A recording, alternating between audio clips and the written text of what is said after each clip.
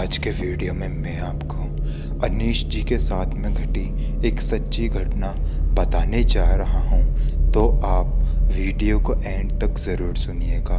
Video पसंद आए तो वीडियो को लाइक करें, कमेंट करके बताएं कि अगली वीडियो आपको किस टॉपिक पे चाहिए। अगर आपके साथ भी कोई सच्ची घटना घटी हो तो वो आप मुझे मेरे इंस्टाग्राम पर भेज सकते हैं, जिसका लिंक मैं आपको दे दूंगा नीचे डिस्क्रिप्शन बॉक्स में।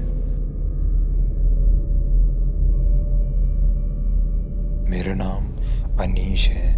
आज जो घटना मैं आपको बताने जा रहा हूँ वो मेरे साथ तब घटी थी जब मैं कॉन्जरिंग 2 मूवी देखकर अपने फ्लैट पर वापस आया था।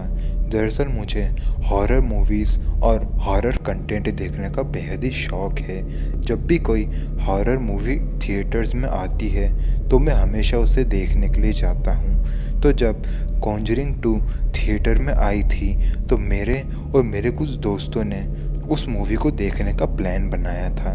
मैं आपको पहले ही बता दूं कि मैं जिस फ्लैट में रहता हूं उस फ्लैट में मेरे अलावा और कोई नहीं रहता। जिस उम्र में मेरे साथ ये घटना घटी थी वो उम्र 22 साल की थी। मूवी देखने का प्लान बन चुका था, लेकिन जिस दिन हम लोग मूवी देखने के लिए जाने वाले थे उसी दिन मेरे दोस्तों ने उस प्लान को कैंसिल कर दिया। किस वजह से कैंसिल किया वो मैं आपको नहीं बता सकता, कुछ प्राइवेसी की वजह से। लेकिन जैसे ही प्लान कैंसिल हुआ तो मुझे बहुत बुरा लगा और अपने दोस्तों पर बहुत गुस्सा भी आ रहा था। और गुस्से में ही मैंने ये कंफर्म किया कि मैं अकेले ही मूवी देखने जाऊंगा। मैंने रात के 9 बजे से लेकर 12 बजे का शो बुक कर दिया और मैं अकेले ही उस मूवी को देखने के लिए चला गया।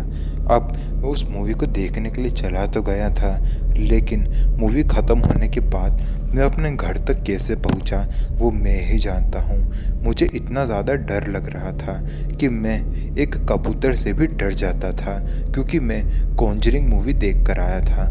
वो मेरे दिलो दिमाग में इस तरीके से बस चुकी थी कि मेरे पास से निकलने वाली हर गाड़ी मुझे भूतिया ही लग रही थी। लेकिन मैं बार बार इसे अपना मन का वहम समझकर टाले जा रहा था। लेकिन जैसे ही मैं अपने उस बिल्डिंग में पहुंचा जिस बिल्डिंग में मेरा फ्लैट था, तो उस पूरी बिल्डिंग की लाइट ही चले गई। मैंने सोचा इससे बुरा और क्या ही हो सकता है।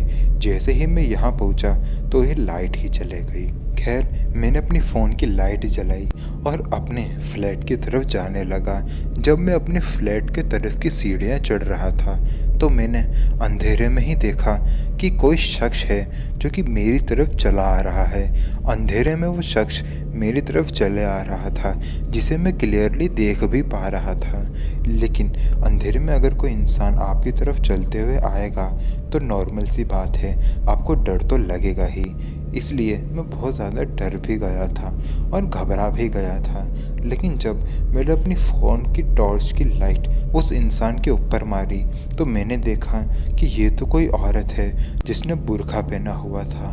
वो मेरी और ही चलते हुए आ रही थी। वो धीरे धीरे करके मेरे पास आई। मेरे दिल की धड़कनें एकदम तेज़ हो गई थी। मुझे समझ नहीं आ रहा था कि मैं किस तरीके से रिएक्ट करूं। वो औरत मेरे पास आई और उसने मुझे कहा, डरो नहीं, मैं कोई भूत नहीं हूँ, बल्कि आप ही की तरह एक इंसान ही हूँ। ऊपर 5th फ्लोर पर मेरे कुछ चाचा चाची रहते हैं, मैं उनसे मिलने के लिए आई थी और अब वापस जा रही हूँ। मैंने उसको शब्दों में जवाब नहीं दिया, बस इशारों में ही कह दिया कि अच्छा ठीक है। फिर वो मेरे पास से क्रॉस होके नीचे की तरफ जाने लगी। फिर मैं भी अपने फ्लैट की तरफ जाने लगा। लेकिन जैसे ही मैं थोड़ा ऊपर गया तो वो औरत की पीछे से आवाज़ आई। उसने कहा, अरे सुनिए। मैं जैसे ही पीछे पलटा तो मैंने देखा कि वो औरत वहाँ से गायब हो चुकी थी। वो मेरे आंखों के सामने गायब हुई थी, क्योंकि जैसे ही वो औरत मेरे एकदम करीब से पास हुई थी तो बिल्डिंग की जो लाइट थी वो भी आ गई थी। और जब मैं पीछे पलट के देखा तो वो औरत मेरी आंखों के सामने ही गायब हुई थी। ये अभी अभी मेरे साथ क्या हुआ था मुझे कुछ समझ में तो आ ही नहीं रहा था। मैं बहुत तेज़ी से भागते हुए अपने फ्लैट में चला गया और अंदर से कुंडी बंद कर ली और सोचने लगा कि आखिर अभी अभी मेरे साथ ये हुआ क्या है। फिर उसके बाद मैं अपने बेड पे जाके सीधा सो गया। ना तो मैंने खाना खाया, ना किसी से कुछ बात करी, सीधा बेड पे जाके सो गया। और नींद में भी मुझे कभी घुंघरू की आवाज़ सुनाई देती, तो कभी पायल की आवाज़ सुनाई देती, और कभी ऐसा लगता कि कोई मेरे पास में लेटा हुआ है। लेकिन मैं बिल्कुल भी आंखें नहीं खोलता था और मन ही मन में हनुमान चालीसा का पाठ करने लगता था। सपनों में भी मुझे वही औरत मेरे ऊपर बैठी हुई नज़र आती थी, जो कि मेरा गला दबा रही होती थी। खैर, अगली सुबह जैसे ही हुई तो मैंने अपने बाथरूम के कांच में देखा कि मेरे गले पर सच में हाथ मारने के निशान मौजूद है। ये जैसे ही मैंने देखा तो मैं बहुत ज़्यादा घबरा गया और उस फ्लैट से निकल के अपने घर पर मैंने फ़ोन किया और सारी बातें बताई। मैंने अपनी माँ को फ़ोन लगाया था। उन्होंने मुझे कहा कि मैं जल्द से जल्द किसी पंडित जी को अपने आप को दिखवा दूँ। मैं एक पंडित जी को जानता था।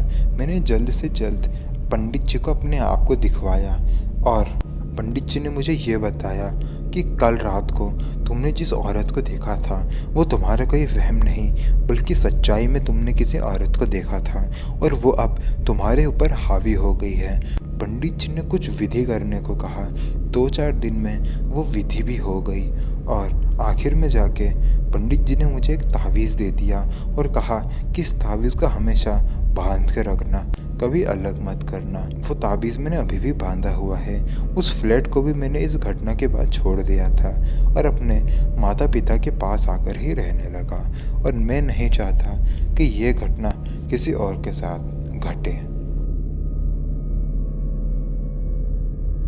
तो दोस्तों, वीडियो पसंद आए तो वीडियो को लाइक करें, कमेंट करके बताएं कि आपको अगली वीडियो किस टॉपिक पे चाहिए। तो मिलते हैं अगले वीडियो में, तब तक के लिए जय हिंद, जय भारत।